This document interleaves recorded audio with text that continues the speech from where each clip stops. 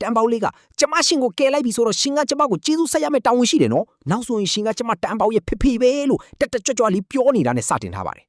အချိန်ပြန်သွားရင်တနာရီခန့်အလိုဗုဒ္ဓရုပ်ပွားတော်တဆူရှိတဲ့ဟောင်းနွမ်းပြက်စီးနေတဲ့ကျောင်းတော်တစ်ခုထဲမှာတန်ပေါလေးကမုတ်စားရင်သူ့ဆရာကိုစိတ်ဆိုးပြီးဖြတ်တောက်ပြောနေပါတယ်ဆရာကလူလိမ့်မယ်တောင်အောက်မှာစားစရာတွေအပြည့်ရှိတယ်ဆိုပြီးအခုတော့ဘာမှမရှိဘူးလို့ညီးတွားနေတော့တစုံတစ်ယောက်ရဲ့ဗိုက်စာတန်ကိုကြားလိုက်ရပါတယ်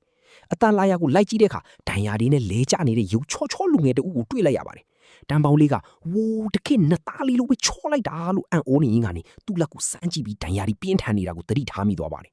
သူမရဲ့အဖိုးတန်စီးကိုတိုက်ကျွေးပြီးအမြန်နိုးလာပါတော့ဆိုပြီးဂါထာမန်တန်နေနဲ့ကုသပေးလိုက်တဲ့အခါလူငယ်လေးသတိပြန်လဲလာပါတယ်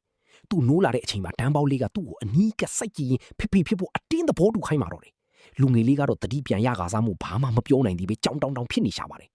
နောက်ဆုံးမှာတော့တန်းပေါလေးကဖိအစ်စ်ကိုနွေးထွေးဖြစ်အောင်ရွှေ့ပေးရမယ်ဆိုပြီးသူ့အင်ဂျီကနေဆွဲခေါ်တော့ပါတယ်သူမကအခုတော့ဖိရှိပြီဆိုတော့နောက်ဆိုရင်တကြားလုံးတွေမုံတွေအင်ဂျူလှလေးတွေဝတ်ရတော့မယ်ပျော်စရာကောင်းတဲ့ဘဝတည်လေးစတင်ပြီဆိုပြီးအရန်ကိုပျော်ရွှင်နေပါတော့တယ်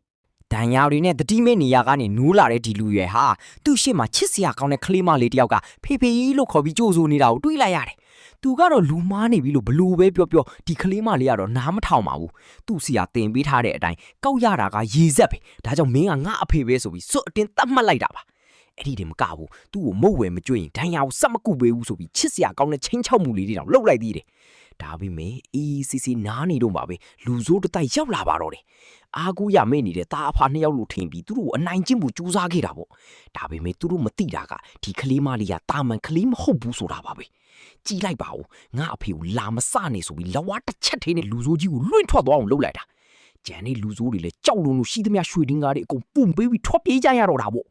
ဒီကလေးမလေးရဲ့တိုင်းပညာကတော့တကယ့်ကိုအမခန်းပါပဲနောက်ဆုံးမှာတော့အဖေဖြစ်သူကလေကလေးမလေးရဲ့အကြီးချင်းကိုအတိအမှတ်ပြုတ်သွားပြီးသူတို့နှစ်ယောက်ဟာမြို့ထဲကိုမုတ်သွားစားဖို့ခီးဆက်ကြတော့တာပဲ